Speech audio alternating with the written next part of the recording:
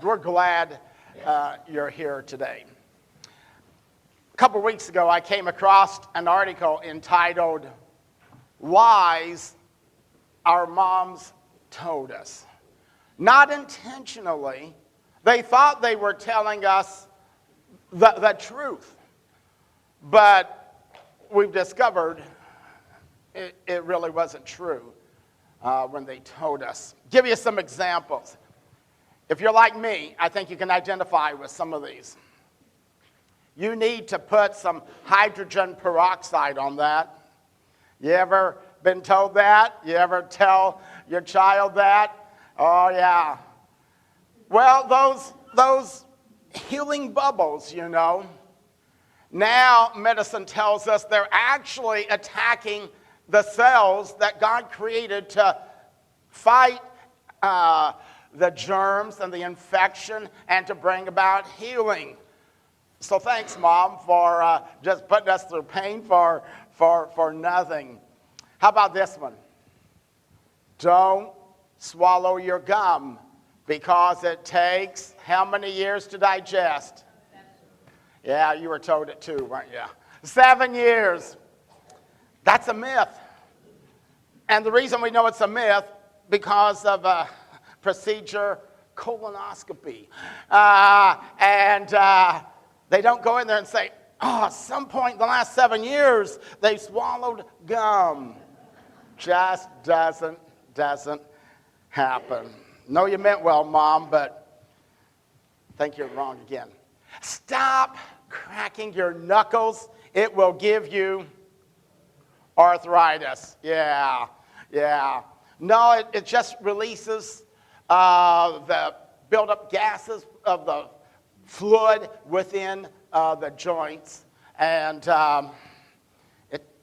studies show from doing hundreds of people that it really doesn't give you arthritis. Here's one. This was a setup.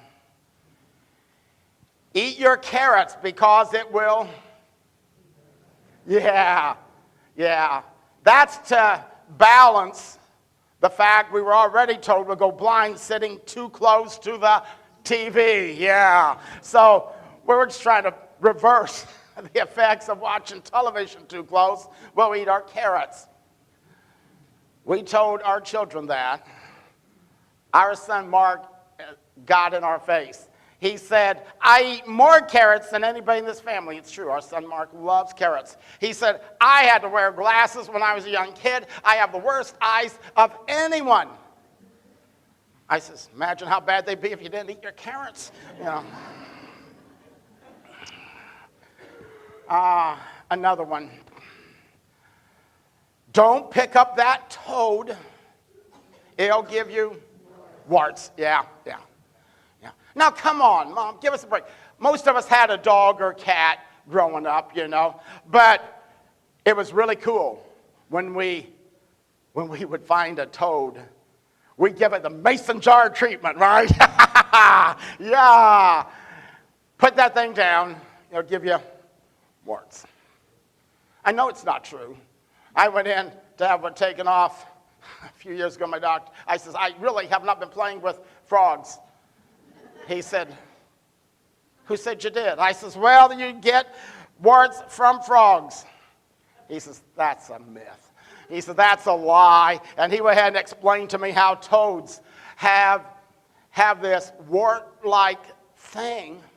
But what it does is it releases things within their skin to help them to camouflage within their environment to keep them safe. He said, it has nothing to do with warts. Wow. Now, do you think Mom was just being mean? Do you think she was just a habitual liar? No. We've used some of those statements ourselves, meaning to help our children. But through time, we've discovered that's just not always the case, perhaps. Jesus comes on the scene, and he says, you have heard. It was said. And as he began to talk, the big religious leaders, the Pharisees and the Sadducees, stood there pretty smug. Yeah. He said, but I want to tell you something different. When Jesus came on the scene, he just about reversed everything that they had been taught. You have heard, but I say unto you. Wow, they never heard anybody have the authority to say, this has been handed down for thousands of years, but here's the truth. And so Jesus just has a way of reversing our thinking. And for the past 3 or 4 weeks, time and again, we have seen this lived out with the 2 men that went into the temple to pray, the Pharisee and the tax collector. We've seen it last week in the excuses. You know, these were good excuses that he should have been understanding, but our response to the excuses would have been totally different than Jesus' response. Jesus was right once again. Now today, we're going to see Jesus in Luke chapter 7, and it's going to be a story of reversals once again. So some of the things that we think are important and right and true may be challenged once again today, not by me, but by Jesus. So here we go. Today it's a story of 3 people. There are 3 people that we're going to be reading about today. 2 of them are broken. They're broken people. And we're going to take it a verse at a time. You can follow in your Bibles, but we're going to have these verses because I'm going to comment as we go through them. Here we go. First verse. One of the Pharisees asked him to eat with him, asked Jesus to eat with him. And he went into the Pharisee's house and reclined at the table. Now, this setting is a setting in which it's a pretty big deal. Other guests have been invited. We see that in the next to the last verse. So Simon, and we know his name's Simon in context. Later on, Jesus calls him by name. He invites Jesus, which was a thing you would do. Hey, he's a visiting rabbi. Let's hear what this young rabbi has to say. But I want us to focus on the Pharisee, Simon, who extends this invitation. He was a religious biggie. This guy was huge when it came to religion and observing the Jewish law. He won't lift his little finger on the Sabbath day. Don't offer him a bacon, lettuce, tomato sandwich. Oh, no. He was kosher through and through. He wouldn't call up and order half a hog from Revisky Farms. Not this guy. He observed every inch of the law. He took pride in it. And he extends an invitation to Jesus. And it says he reclined at the table. You say, boy, that seems strange. Well, the table only sat about a foot off the ground. And what you would do is you would rest on one arm, and your feet would extend behind you, and you would lay down like that, recline like that, to eat at the table. That was the custom of that day. So if you're not understanding what's being said there, that's exactly how it looks. Next verse. And behold, a woman of the city who was a sinner.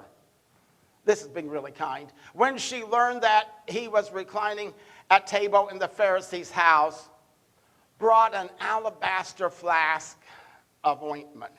Okay, we're going to break this down. There's a lot in this verse we want to talk about. A woman of the city who was a sinner. This is just a tactful way of saying this woman was the town prostitute. How's she end up at this dinner party? She did not get an invitation. I guarantee you that. Maybe she'd heard about Jesus. Maybe people have been talking. Maybe she heard him from a distance once. And she thought, I'd like to meet him. Maybe he's the only one, I believe, that can give me hope and new life. I don't know. How did she know he was at Simon's house? How did she know to find Simon's house? I don't know. Mark Morris said maybe she'd been there before on business. Who knows? It's just speculation. We really don't know. But she comes to Simon's house, and she's brought an alabaster flask of ointment. Now, get this. This is something she would wear on a chain, holding the flask around her neck, carry it tucked in because it was really valuable. She would use it in her line of work, maybe a drop at a time for one man at a time that would come and go in her life. But she's about not to use another drop for Jesus. She's about to take her whole livelihood and just pour it out at the feet of Jesus. Let's read on.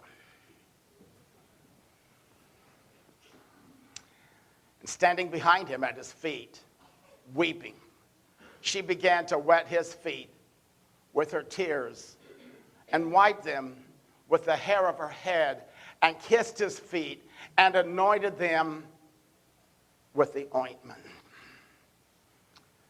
Now, get this. For Simon the Pharisee, this is Pepto-Bismol time.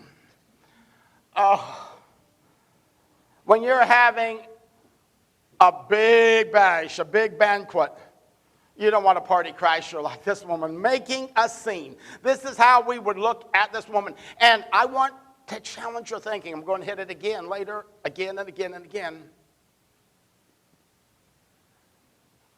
I find myself too often in Simon's shoes, and I don't like it. Don't say you're not there, because I think we're pretty withdrawn from expressing our love for Christ. This woman we're going to see is everything Simon was not. So she comes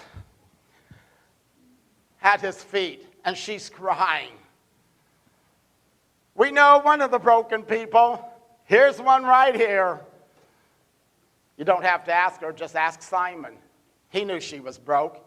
We're going to see that in a moment. But standing behind him at his feet, weeping, she began to wet his feet with her tears. And she's so broken. She's just crying, few, and then probably uncontrollably. And then she notices something. His feet have not been washed. Get this statement. Funny thing about tears. Funny thing about tears. Oftentimes, it's only when they fill our eyes that we can see things clearly. It's only when we're really broken and they fill our eyes. Or they just kind of wash our eyes so that we can see things clearly. This broken woman, sobbing uncontrollably at the feet of Jesus, sees his feet haven't even been washed. And I don't know what she's thinking. She probably wonders, why wasn't that done? That was just common courtesy back then. Then she does a really intimate gesture. She takes her hair down. She knew if she asked for a basin and could I have a towel and some water to wash his feet, Simon would have said, oh, sure, honey, let me get you one. Not a chance.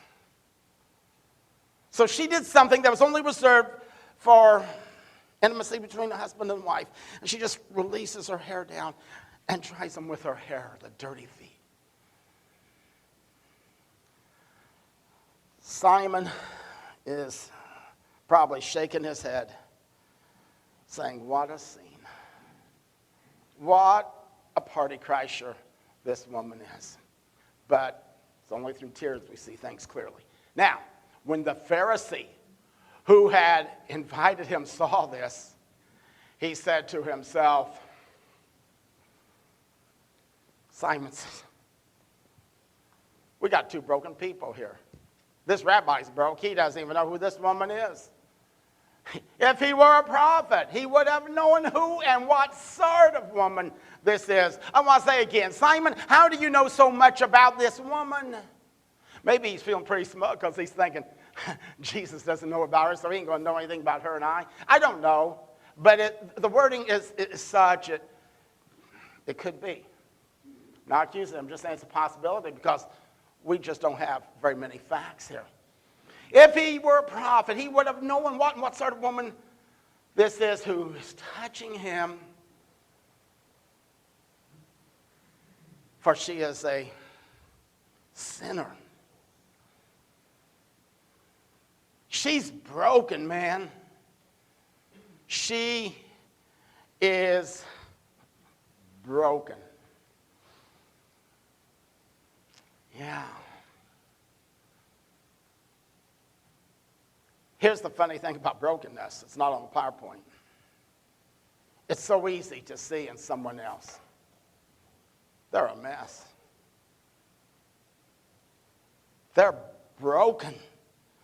It's so hard to see it ourselves. Here's how broke this Simon is. He's the one who is really broke and bankrupt before God. He can see everybody else's brokenness, but his own. Open your eyes, Simon. You have a guest here you invited. You didn't give him the common courtesy of kissing his cheek. His feet have not been washed. His head has not been anointed. And you're pointing your finger saying, this gal is broken. Gardner MacDonald said it this way, I believe. Usually when someone is broken, when something is broken, its value declines. It disappears altogether. So broken dishes, broken bottles, broken mirrors are generally scrapped and thrown out. But this isn't the way things work in the spiritual realm. In the world, we know if something breaks, the value goes down. But God puts a premium on broken things, especially broken people. And he is going to challenge you and I to begin to look at people differently and to look at ourselves differently. Here's the point. We don't need to say, God, I come before you today, and I want to break myself. I come to you in brokenness. No. Whether you come to God or not today, you are already broke. You have today a broken preacher speaking to broken people, because that's the situation. But Jesus looks at our lives and he sees something beautiful in broken people, especially those who can see their brokenness. Okay, now we're going to shift to the heart. We have 3 hearts in this story. It's Valentine's weekend, so 2 of them are flowing with love. But one is frozen.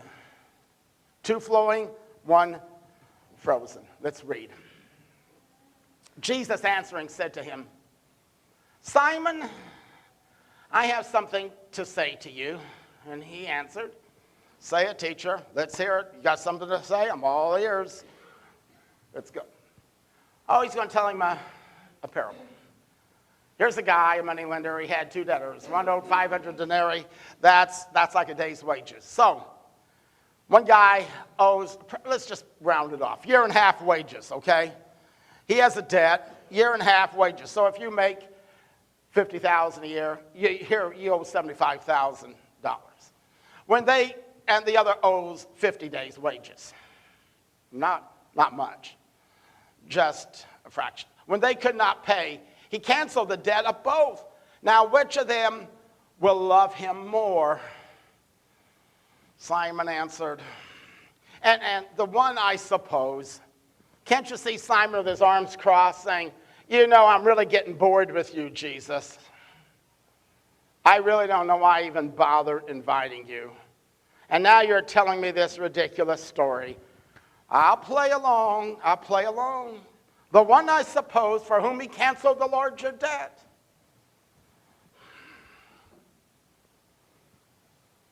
He said to him, you've judged rightly. If that had been me, I would have said, okay, quit being so sarcastic. Jesus said, you've answered correctly. All right, let's read on. Then turning toward the woman, he said to Simon, do you see this woman? Can't you see Simon once again thinking, what do you think I've been staring at for the last 10 minutes? Everybody in this room, it's all we see. Jesus, you know how to wear this woman's made a real scene here today. She's embarrassed herself and everybody else. Do you see this woman? I entered your house. Here it is. Simon, you're broke and you don't know it. You gave me no water for my feet, but she has wet my feet with her tears and wiped them with her hair. You gave me no kiss, but from the time I came in, she has not stopped kissing my feet. You didn't anoint my head with oil, but she's anointed my feet with ointment. Simon, you're so broke you don't even know it. Your heart is so frozen, it doesn't express any love. And Jesus commends the broken. They're both broke. Simon and this woman. They're both broke. Jesus commends one because she expresses her love. Look at the next verse. Therefore I tell you, her sins, which are many. Jesus doesn't just gloss over and say, hey, this is a good gal. She's not done anything wrong. She's made a few mistakes. No. Yeah, you think I'm an idiot, Simon? I know who she is. I know her better than you. This is a guy that could confront the woman at the well and yet not condemn her and say, you've had 5 husbands. The guy you're living with now is not your husband. But she found hope and forgiveness in Jesus because he didn't gloss over truth. He confronted her with truth. Therefore, I tell you, her sins, which are many, are forgiven. For she loved much. Her heart just flows with love. But he who's forgiven little loves little. You see, here's the point of it. Her heart is just flowing with love for me. Simon, your heart's so frozen, you haven't shown any love. Now, here's the sad part. Jesus wanted to forgive Simon as much as he did this woman. He did. He loved Simon just as much. But Simon didn't want it. Nothing could get in, nothing could get out of that heart. It's frozen. Literally frozen. So, Jesus really brings home to you and I the importance of show your love. Jesus might never come back to this city. In fact, he wouldn't. It was an opportunity of a lifetime. You get no do-overs. She's going to make it count. She just pours out her love. Simon says, so what? Now, I just want to first give you one caution, okay? Don't be too quick to judge everything by emotions. I think emotions are very important, and that's where our emphasis is going to be. But a caution. Don't be looking at other people and judging their spiritual depth or lack of spirituality because of their emotion or their lack of it. I've done far too many weddings. I've seen far too many weddings. You know, a couple will come forward, and he stands there like a statue, and she's just sobbing and crying, and the mascara's running, and the women are getting out their handkerchiefs and Kleenexes, and they go, oh. And will you have this man? And she goes, I do. And everybody just starts crying. And he looks and he says, Willie, will you have Judy to be your wife? Yep. He plows through it with the emotion of a lump of cottage cheese. And the women start saying, oh, I think this marriage is going to be in trouble. He doesn't love her like she loves him. Well, maybe that's just not his nature. And those emotions are going to come and go. But now, to the other side, there is something wrong. Something wrong with our hearts if they never express our love for Jesus Christ. Don't tell me it's not my personality to be expressive or to get too excited. I remember what Jerry Gibson once said. Here's what he said. Passion is not a matter of personality. It's a matter of priority. Everybody's passionate. You just tell me what's number one in your heart, and you'll get real passionate about it. If you're passionate about your money, let somebody take all your money away. I think you're going to become a very passionate person, and you're going to get on fire. You're going to get in somebody's face as to who took it, where it went, and what's going on. You're not going to say, well, it's just not my nature to get too excited about things. When's the last time you ever showed your love for Jesus Christ? I want us to freeze the frame here.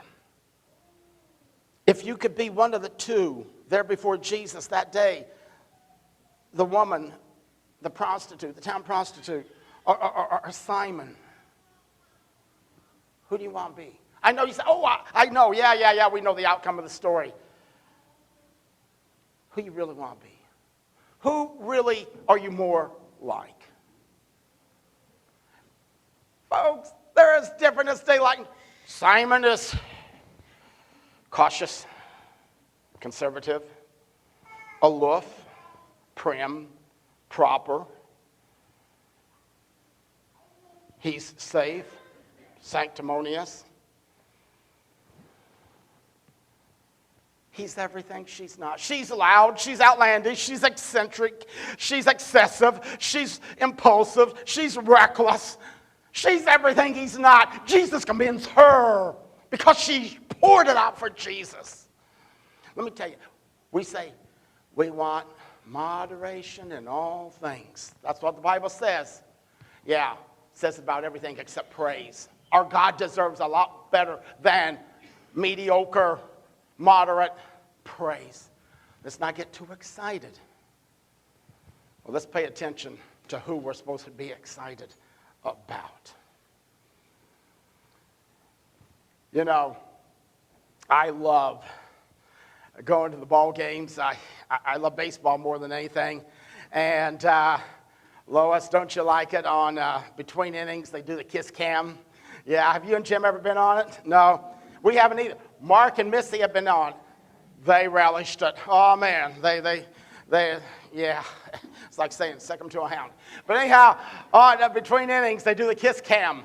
And when, whoa, you're on camera before 40,000 people, and you kiss your wife, or you're supposed to. And, but they do it, I guess, at other games. I have a clip here from a Chicago Bulls game. I think you'll appreciate it. And the fact that sometimes we just fail to express our love.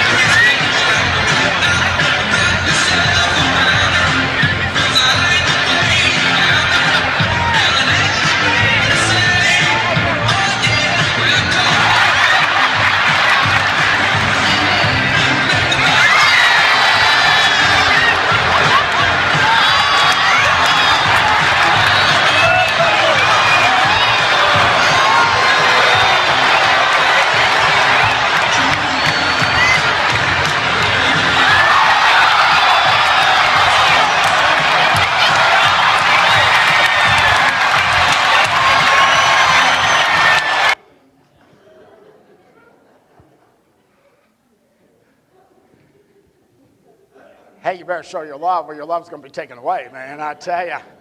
Yeah, you got to love it, don't you? You got to love it.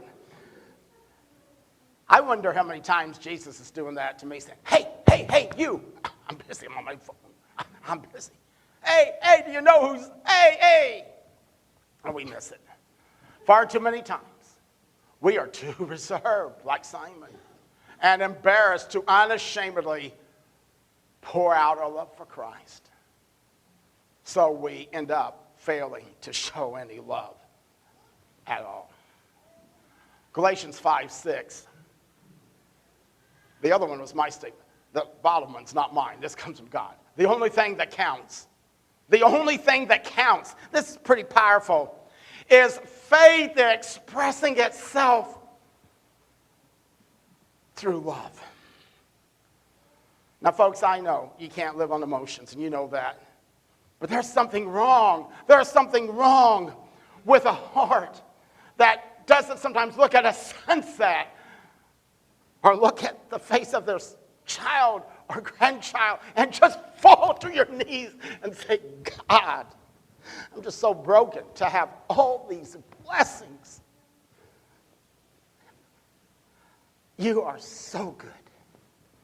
When's the last time you ever done that? It's like, God, just pour my life out in praise to you. We sing not too loud. We don't want to make a scene. We hate people making a scene. So we end up showing nothing at all. Man. Jesus reacts differently than, and all these people, whoa. Jesus is seeing the situation totally different than anybody else. Brings us to our last point. We'll wrap it up. Story of 3 people. 2 are making judgments. We know Simon's certainly making judgments. He made judgments on this woman. She's broke. She's a sinner. And I'm making judgments on you, Jesus. You're a broken rabbi, because if you knew who she was, you wouldn't put up with this. We do things prim and proper. We're very cautious and reserved here. Very orderly. But there's only one judge. Let's read. Here's the judge, Jesus. And he said to her, to the woman, your sins are forgiven. Then those who were at table with him began to say among themselves, who is this who even forgives sins? They realized, Simon, you're out of your league. You can't do that. And he said to the woman, your faith has saved you. Go in peace. She came broken. She knew she was broken. She left whole.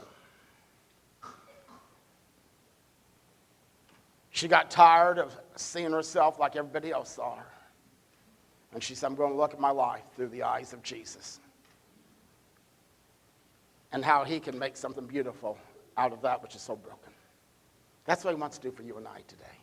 I don't know what your story is, but as we come to decision time today, you don't have to play broken before God. You're already broke, and so am I. We just need to throw ourselves at the feet of Jesus and say, Lord, we need your love. I said there was 2 broken people out of 3. Jesus wasn't broken, but his body was. We just moments earlier partook of the bread and the juice. When's the last time it broke you to realize how God allowed his body to be mutilated and broken for my brokenness? Love flowed down freely at Calvary. We can't point our finger to Jesus and say, you never showed me any love. No, he showed it then and he shows it every day. My question is to you, when's the last time you've shown any love to him? Maybe it's by serving others. One day Jesus said, you know, I'm going to say to you, come, you're blessed of the Father. Inherit a mansion prepared for you. For I was hungry and you fed me. I was sick and you came and visited me. And I was in prison and you came to see me. And people say, whoa, when did we do it unto you, Jesus? He says, inasmuch as you've done it to the least of these my brethren, you've done it unto me. Let's go out and just pour our lives out in love. Show our faith in God by loving like we've never loved before. Maybe you need to show your love to Christ today by accepting his salvation. Will you do that as we stand and sing?